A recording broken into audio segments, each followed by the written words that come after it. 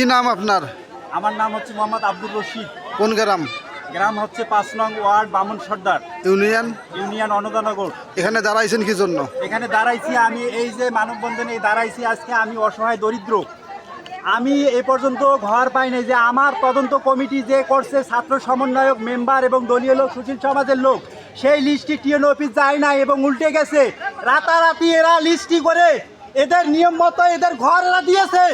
আমরা ভূমিহীন যারা আছি কোনো ঘর পাই নাই, কোনো ঘর পাই নাই। আমরা কি অন্যায় করেছি? এই 12টা গ্রাম টিএনও নিজেই বলেছেন, ছাত্র সমন্বয়ক নিজেই বলেছেন যে এই 12টা গ্রাম যারা ভূমিহীন ভুক্তভোগী তাদেরকে দিয়ে বহিরাগত লোক দেওয়া হবে, কিন্তু কোনো কথাই রাখেন নাই। দ্বিতীয়ত এই যে টাকার ব্যাপার, এই যে টাকা আছে যার ঘর আছে তার, টাকা নাই যার ঘর নাই তার, এই ভূমিহীন আশ্রয় লোক কোথায় যাবে? এই গ্রামের লোক কোথায় যাবে? আপনার কাছে কেউ টাকা চাইছিল? আমার কাছে টাকা চাবে কেন? আমি তো ভুক্তভোগী হয়ে গেছি। সেই যে অবস্থায় আমার ডাইরেক্ট বলে যদি টাকা থাকে আসো ঘর পাবে, যদি টাকা না থাকে ঘর পাবে না।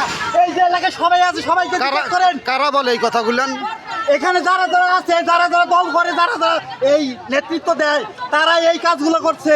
এই হায়নার থাবা থেকে আমার এই এলাকা এখনো মুক্ত হয় নাই, মুক্ত হয় নাই। হায়না চলে গেছে, এই হায়নার থাবা থেকে এখন এই দেশ মুক্ত হয় নাই, এই ঘর মুক্ত হয় নাই, এই বামুন সরকার মুক্ত হয় নাই, আমার সরলাবিল আশ্রয় কেন্দ্র মুক্ত হয় নাই। বেশি দলীয় লোক যারা আছে তারা প্রত্যেকটাই স্বার্থন্বেষী। এই হায়নার থাবা এই স্বার্থন্বেষী লোকের কারণে এই ভুক্তভোগী দলীয় লোকগুলা, এই ভুক্তভোগী এই দলীয় লোকগুলা তা বর্জন করে দেয়, তারা সঠিকভাবে পায় না। এখন আপনাদেরকে বুঝে নিতে হবে সেই হায়নাকে, সেই হায়নাকে আপনাদেরকে বুঝে নিতে হবে। সেই হায়নার চিত্র আপনারা তুলে ধরেন। কিছু আবেদন আছে, আমি এই কথাও বলছি মিডিয়ার সামনে যে আমার যে তদন্ত হয়েছে, আমার নাম কেন বাদ গেল? সে তদন্ত কেন করা হইল না? আমার বাবার কতটুকু জমি আছে, কি আছে, আপনারা কি তদন্ত করছেন? আমার নামটা বাদ পড়লো কেন? ওই যে আরো ভাই আছে আমার 2-4 জন, আপনারা মিডিয়া আছেন, সবাই দেখেন, আজকে সারা বিশ্ব দেখুক আমার এই কথাগুলো কতটুকু সত্য।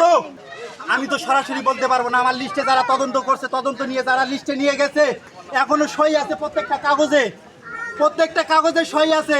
এবং এলাকার যারা যারা দায়িত্ব পালন করছে সবাই বলছে যে তোমার নামও আছে, সবাইয়ের নাম আছে। এমন অনেক লোক আছে যে তাদের নাম হয় নাই। কেন গেল? লোকগুলা তাদের আশ্রয় নাই, খাবার বাসস্থান নাই, আমার নাই, আমার ভাইয়ের নাই, ওই যে ভাইয়ের নাই। আপনার কি সমস্যা বলেন?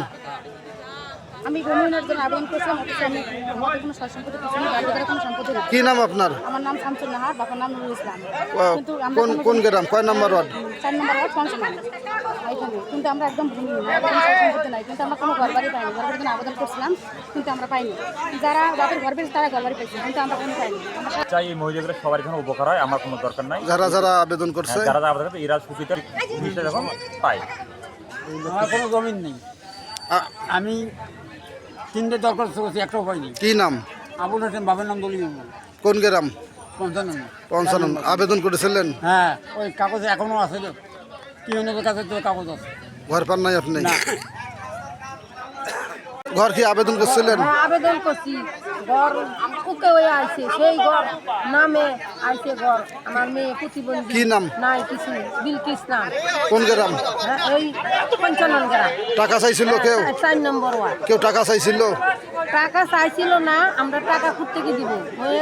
প্রতিবন্ধী, খাইতে কিনতে পারে না, একটা বাচ্চা নিয়ে কিছু কষ্ট।